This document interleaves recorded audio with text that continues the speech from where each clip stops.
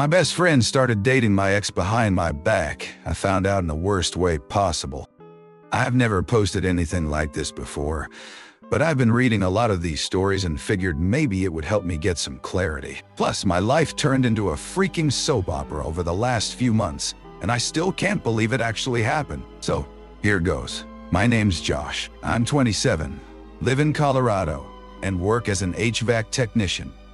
Nothing glamorous, but it pays well. I had a girlfriend, Emily, for about 3 years. She was smart, had this dry sense of humor, and we clicked in a way I hadn't really experienced before. We met through my best friend, Matt, who I've known since middle school. We grew up on the same street, played ball together, all that. He was like my brother, so yeah, I trusted him completely.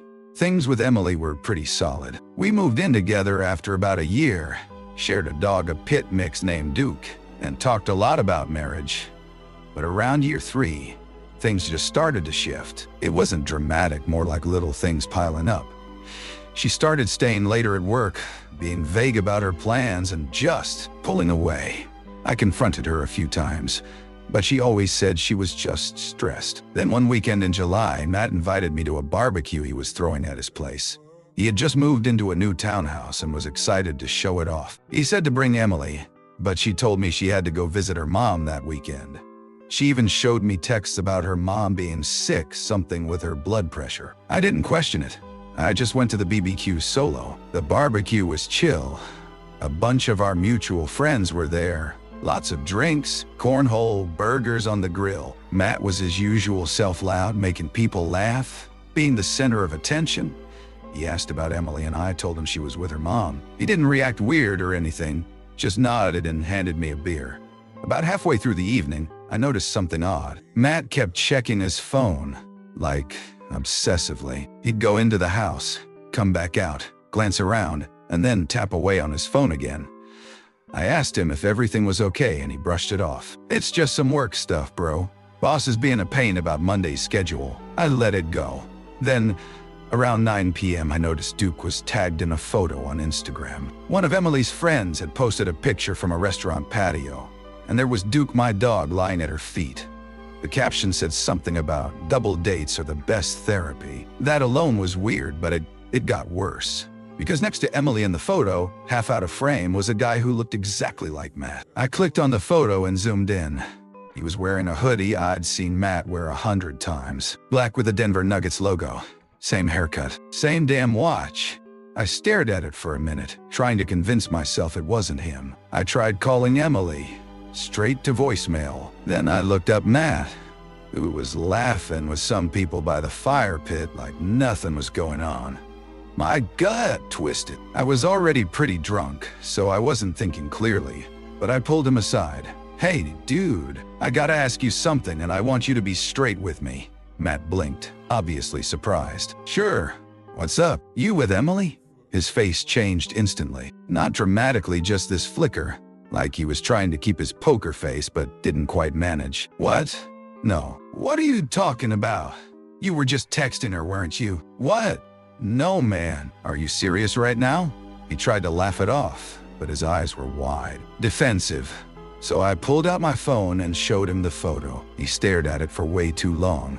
Then he muttered, "Shit," and turned away. That was it. He didn't even deny it. I left without another word. I got in my truck, drove straight home, and waited. I didn't sleep. I just sat there on the couch, Duke curled up next to me, going over everything in my head. Emily didn't come home that night. At 7:22 a.m., she walked in the door like nothing had happened. Hair in a messy bun, Starbucks cup in her hand, dressed like she'd had a casual sleepover. She froze when she saw me. "You weren't supposed to be here," she said. That's literally what she said. "Nah, I'm sorry. Not, let me explain. Just that." I asked her if it was Matt. She didn't answer. Just started crying. I didn't yell. I didn't throw anything. I just told her to pack her stuff and leave. She begged me to let her explain, but I was past that. I think part of me already knew. The late nights, the weird excuses, it all clicked into place. She moved out that afternoon. The thing is, that should have been the end of it.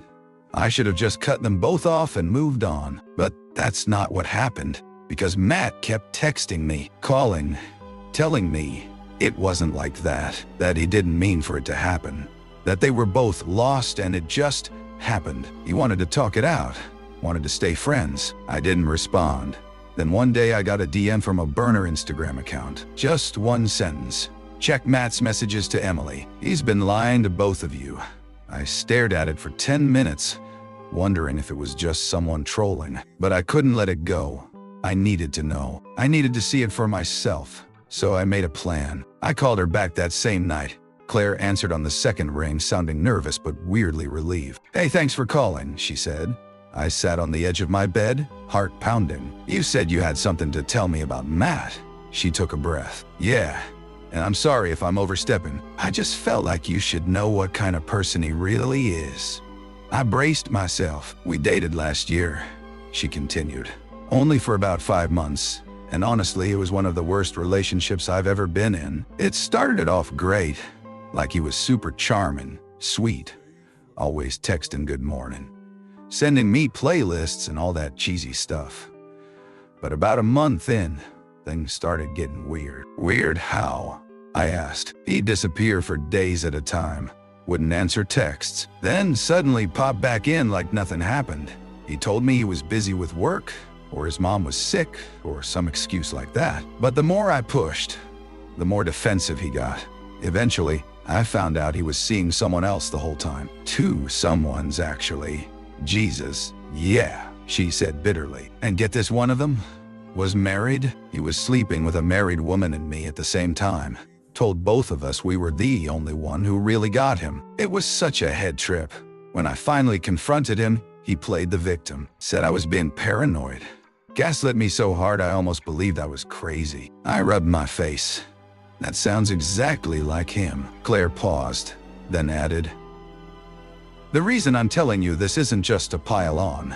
A few days ago, I saw a post Emily made. She tagged him in a photo. It made me sick to my stomach, because I recognized the pattern." "What do you mean?" "She doesn't know he's still cheating. He's been seeing someone else on the side. A girl named Marissa. I know because she and I work at the same yoga studio. She had no idea he was with anyone. She thought he was single." I leaned back, stunned. "You're telling me Matt is cheating on Emily now?" "Yep, has been for at least a month, probably longer. Same game, same lines. I didn't say anything to Emily because I didn't think she'd believe me. But then I saw your story." Claire and I ended up talking for nearly an hour. She was smart, funny, and brutally honest. Said she'd been in therapy since breaking up with Matt and just wanted to help warn people before they got sucked in. By the time I hung up, I had a plan. I wasn't just going to move on. I was going to make sure they all saw who he really was. But I didn't want to do anything illegal or childish. No keying cars, no fights, no revenge porn, or any of that garbage. I was going to expose him with his own words. I started by compiling every message I'd saved from his phone, the screenshots I took after our talk. I included timestamps, names, and even the part where he bragged about playing me to keep me distracted. Then I added some of Claire's messages to me with her permission, and even a few photos she sent me of Matt with Marissa. Then I wrote a long post. I titled it, "This man cheated on his best friend with his girlfriend, then cheated on her too. Here's the proof." I posted it to a private Facebook group. We were all in a local community board for our city. About 1,800 people. Friends, co-workers, acquaintances, people who knew all of us. I didn't add commentary. Just posted the screenshots and let the truth speak for itself. The fallout was nuclear. Matt tried to downplay it, claimed I hacked his phone, that I was bitter and trying to ruin his life. But too many people saw the receipts. Even his own sister messaged me to say, "I'm sorry. I always knew something was off with him." Emily? She blocked me immediately, but one of her friends told me she'd been absolutely devastated. Apparently, Matt had told her I was a manipulative ex, that I had driven her away, and that he was saving her from a toxic relationship. She found out he was cheating on her just like he did to me. She left him. Marissa dumped him too. Claire told her everything. Matt lost almost everyone in his circle. Weeks passed. The messages slowed. The dust settled. And then something weird happened. Claire and I started talking more. It wasn't planned or flirty or anything like that. We just checked in now and then. Sent memes, vented about crappy days, recommended shows. And after a while, I realized I actually looked forward to her texts. One night, I was scrolling through Netflix when I saw she'd messaged me. Hey, wanna grab coffee sometime? No pressure. Just thought it'd be cool to actually meet. I stared at the message for a long time. Then I smiled and replied, yeah, I'd like that. We met at a little coffee shop near the edge of town, not too trendy, not too crowded. Claire showed up 10 minutes early, sitting by the window, wearing this oversized denim jacket and sipping on a chai latte. She looked up and smiled when she saw me, like we'd known each other for years. And honestly, it felt like we had.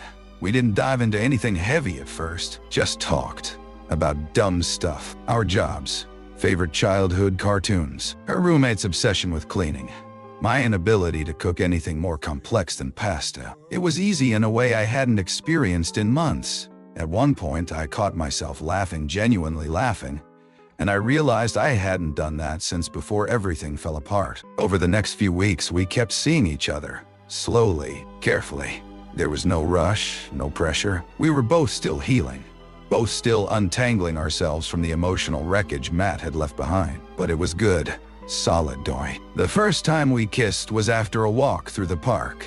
We sat on a bench near the duck pond, watching the last of the sun dip below the horizon. She leaned her head on my shoulder and said, you know, for two people who got screwed over by the same guy, we're doing pretty okay. I laughed. Yeah, we should probably thank him. She looked up. Don't push it. We kissed, and for the first time in what felt like forever, the past stopped mattering. But of course, Matt wasn't done. A month later, I got a text from an unknown number. Hope you're enjoying my leftovers. You two deserve each other. I didn't reply. Then he sent a photo. It was a picture of me and Claire from a few days ago, walking out of a diner. Nothing scandalous, but clearly taken without our knowledge. That crossed a line. I didn't want to be dragged back into his drama, but I also wasn't about to let him stalk us. So I filed a police report. Not that I expected much to come from it, but I wanted it documented. Claire did the same. We blocked his number, told mutual friends that if they passed along anything from him, they were out of our lives. He tried once more, emailed me from a burner account with some long, rambling message about how we were the toxic ones, how I stole Claire to get back at him, how I was obsessed. I saved the email, reported it, then deleted it. And that was the last time I heard from him. 6 months passed. Claire and I moved in together, mostly out of convenience at first. Her lease was up, and I had space, but it felt right, natural. She turned my bland apartment into something warm and lived in. Plants in the window, candles on the shelf, a no Matt Zone sign on the fridge she made as a joke. We still talked about him now and then, but less and less. Like a distant nightmare, you barely remember when you wake up. What mattered more was how we were building something that felt real. We took trips, made dumb TikToks, burned dinner twice and ate cereal on the floor instead. She met my parents. I met hers. We argued sometimes like any couple does, but we always came back to each other. Always made space to talk it through. The last twist came on a random Tuesday night. I was scrolling Reddit in bed when I stumbled on a post in one of the local subs. A girl username something like SadSamantha28 had written a long post about a guy she dated briefly. Someone who love-bombed her, cheated, lied, then ghosted her out of nowhere. I almost scrolled past, but then I saw this line. He said his name was Matt, drove a black Jeep, knew everyone, said his best friend turned on him for no reason. I read it again. Then I sent the post to Claire. She replied instantly, he's still doing it. Jesus. We didn't comment, didn't message the girl, didn't need to. It wasn't our fight anymore. But I bookmarked the thread, because if she ever did reach out, I wanted her to know she wasn't alone. So yeah, that's the story. My best friend slept with my girlfriend behind my back, lied for months, tried to play both of us, then turned on me when I exposed the truth. I lost a lot, but I gained something better. I gained clarity, I gained peace, and somehow I gained someone who understood me in a way no one else ever had. Subscribe for more videos.